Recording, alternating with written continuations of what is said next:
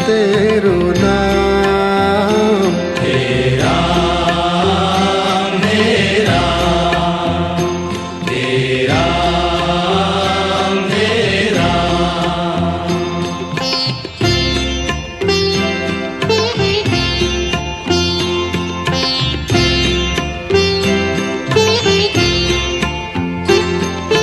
तू ही माता तू ही पिता है, तू ही माता तू ही पिता है, तू ही माता तू ही पिता है।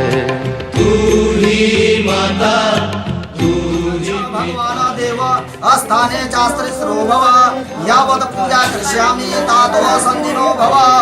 ओम श्री नारायण व्योनाक्षत पुष्पाणि समर्पयामि अनेक रत्न स्नानावलित भक्त विद्यासनं प्रतिघेत्ताम्।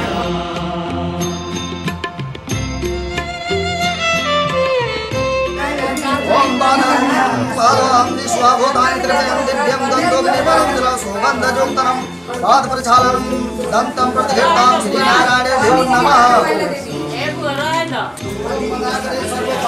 सर्वपापहरं शुभं सदीर्घं देवासनात्मकं प्रतिघेत्ताम्। ओम श्री नारायणेभ्यो नमः। स्नानं जलं समर्पयामि भगवान को दूध का स्नान करें। ओम इच्छुसार समुद्भूतं शर्करा पुष्टिमला दिव्यं समर्पयामि श्री नारायणेभ्यो नमः। चारों धाम।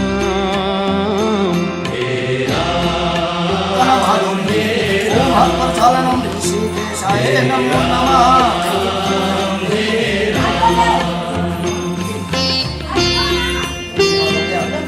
समाधिलादिताम्बूलं प्रतिघेत्ताम्।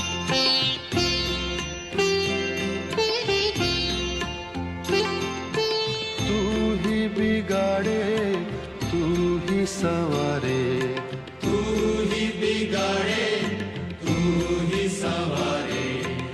भारत क्षेत्र में मन को प्रसन्न करने वाले सवारी उसी समय अति तेजस्वी व्यास जी के शिष्य सूत जी शिष्य गणों के सहित हरि नाम स्मरण करते हुए वो जो है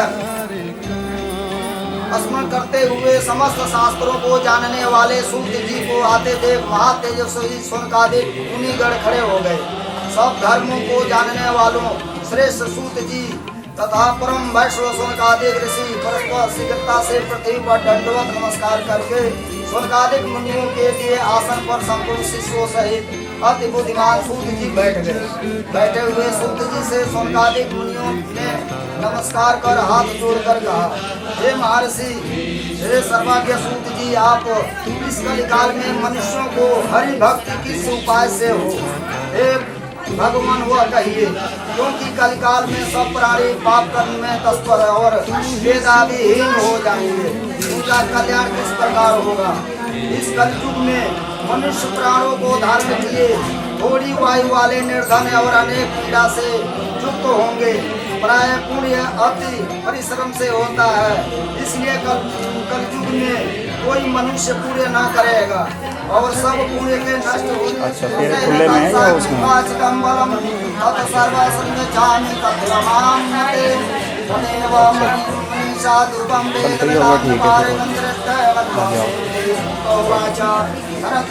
श्रेष्ठं तन्नो वैष्णोग्रहणं जत समस्त लोकानां भक्तिन्दे सर्वदा सर्वसंकादि व्यासिनं मत्यां नादेव संप्रोक्तो भगवान कमलापति प्राप्त हो।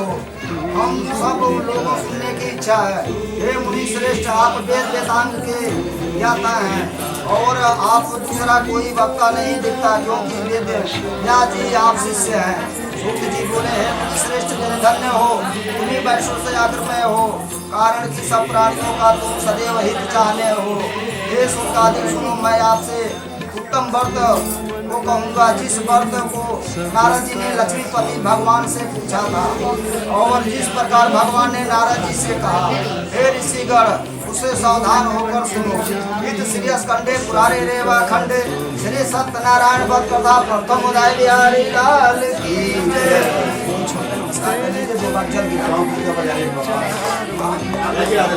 अब बजेगा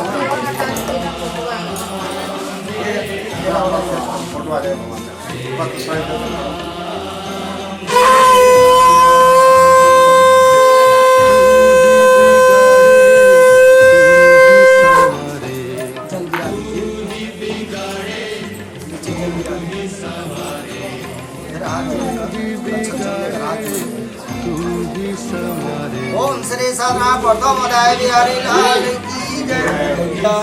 मैं वांडनम रूपांतमने। एक समय नारद जी बोले इस व्रत का क्या फल है और पूर्व में किसने किया था, किस समय यह व्रत करना चाहिए, आप विस्तार पूर्वक कहिए। श्री भगवान ने कहा इसके करने से दुख सुख आदि का नाश, धन धान्य की वृद्धि और संपत्ति की प्राप्ति तथा सर्वत्र विजय प्राप्त होती है। इस व्रत में मनुष्य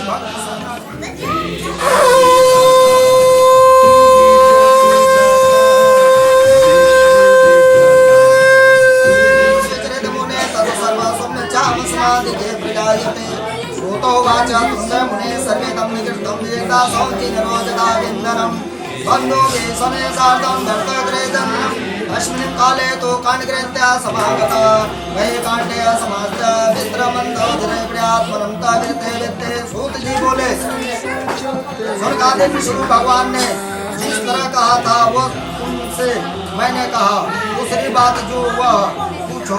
स्वर्गादि बोले हे सूत जी, उस ब्राह्मण के बाद इस व्रत को किसने किया, वह सुनने की इच्छा है। सूत जी बोले मुनियों जिसने व्रत किया था वह सुनिए।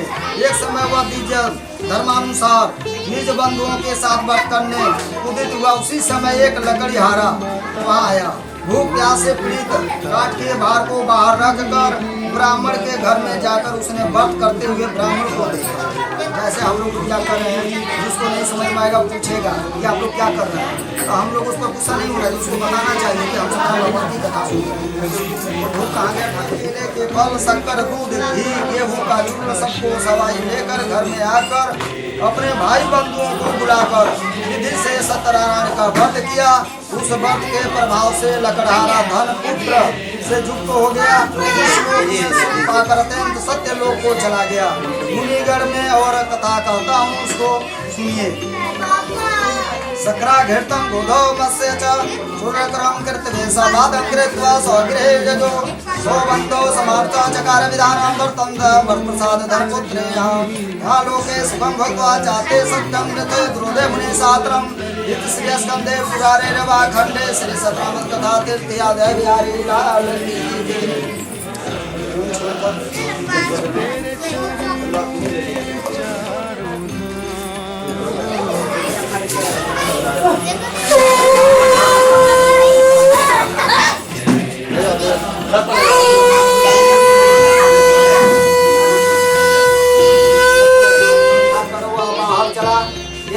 इधर कलावती पिता के घर नित्य बढ़ने लगी। एक दिन निर्भाग्य साधु बनिया ने सखियों के साथ खेलते हुए लड़की को विवाह के योग देख दूत को बुलाकर कहा, विवाह के निमित्त कन्या के योग्य वर खोज कर जाओ। साधु की आज्ञा पाकर दूत कंचन नगर में गए। उस नगर में एक बालिक पुत्र को लेकर साधु के पास आए। उसने सुंदर गुणयुक्त लड़के को देखा। जाति भाई बंधुओं के साथ विधान पूर्वक अपनी कन्या का उस बालिक पुत्र के साथ विवाह कर दिया। और भाग्यवश विवाह के समय भी उस भक्त को साधु भूल गया। तब सत्यनारायण देव क्रोधित हो गए। कुछ दिन के बाद निज कर्म में अति चतुर साहूकार व्यापार की इच्छा से अपने दामाद को लेकर समुद्र के निकट रतनपुर नाम को चले गए। वो बालिक पुत्र तदा कालेन नित्यो निजकरम शारदो बाले शीघ्राजमाध्यानिका रतन सारे पुरे नव्ये गत्वा सिंह समाधिता श्रीवदासः ये तस्मिन् काले तु सत्यनारायणं प्रभो बृहस्पतिर्व्यालो संसापराधीता दानः कटितज्ञा महादुरितं भविष्य तस्मिन् दिने राज्ये धर्मस्य तस्मिन् वेदवर्तं संदृष्ट्यनं सबोभूतो सामान्य रतने सद्वारिको कृत्वा निर्वधनं तत्र बन्धो वाणिजं पुत्रहरयुतं भावानां सुमन्ते नमः। ओम श्री सत्यनारायण भक्तनिधे चतुर्थ बिहारी लाल की जय। श्री सत्यनारायण भगवान की जय।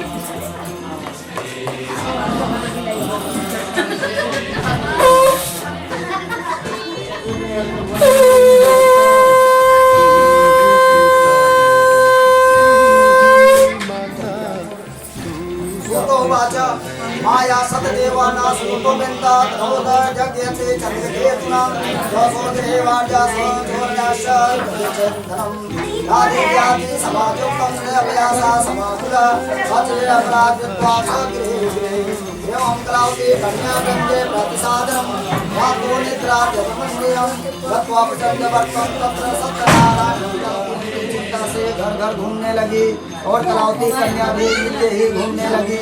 एक दिन रात को भूख से दुखी था कलावती एक ब्राह्मण के घर पर गई। वहाँ सत्यनारायण के व्रत को देखते कथा को सुन निज मनोरथ को मांगी और प्रसाद को खाकर कुछ रात गए अपने घर आई।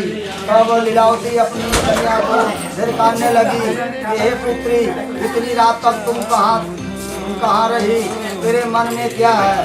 तब कन्या माता से सत्य वचन बोली कि हे माता मनोरथों को परिपूर्ण करने वाला श्री सत्यनारायण के व्रत को ब्राह्मण के घर में देखी हूँ। लीलावती कन्या कलावती का वचन सुनकर श्री सत्यनारायण के व्रत को करने के लिए उदित हुई।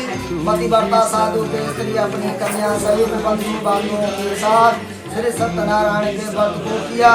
उसने सत्यदेव से यह दिव्य वर मांगा कि हे सत्यदेव हमारे पति और दामाद जल्दी अपने घर आवें। मेरे पति और दामाद के अपराध को आप क्षमा करें, हमने योग्य हैं अतः क्षमा कीजिए। इससे सत्यनारायण स्वामी संतुष्ट हो गए और चंद्रकेतु राजा को स्वप्न दिखाया कि हे राजन कल सवेरे ही राजन बनिए को छोड़ देना और उसका धन भी जो तुमने लिया है वह दे देना, नहीं तो हम धन पुत्र के सहित तेरा राज्य नष्ट कर देंगे। यह बात राजा से कहकर सत्यनारायण प्रभु अंतर ध्यान हो गए।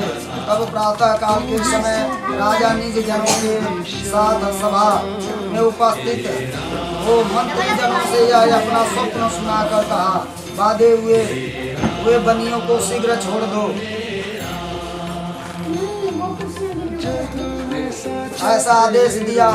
यह सुनकर दूत लोग बनिए को बंदी खाने से छुड़ाकर राजा के निकट लाए और बनिए अब आप लोग भय से करना। इस प्रकार राजा ने कहकर उन दोनों के हाथ पैर की हथकड़ी बेड़ी कटवा कर छोड़ करमान करवाया। फिर वस्त्र और आभूषण देकर बनिए को अत्यंत संतुष्ट किया। पहले जितना धन लिया था उसका दुगना धन देकर अब आप अपने घर जाइए। दोनों बनियों ने राजा को नमस्कार कर कहा कि आपकी कृपा से घर चले जाएंगे। श्री स्कंदे पुराणे रेवा खंडे श्री सत्यनारायण कथा पंचम अध्याय बिहारी लाल की जय। नगर के समीप साधु आकर दामाद को से कहने लगा, हुआ मेरी रतन पूरी देखो। ऐसा कहकर के निकट दामाद और सहित साहूकार को से इष्ट मित्र और धन के साथ आ गए।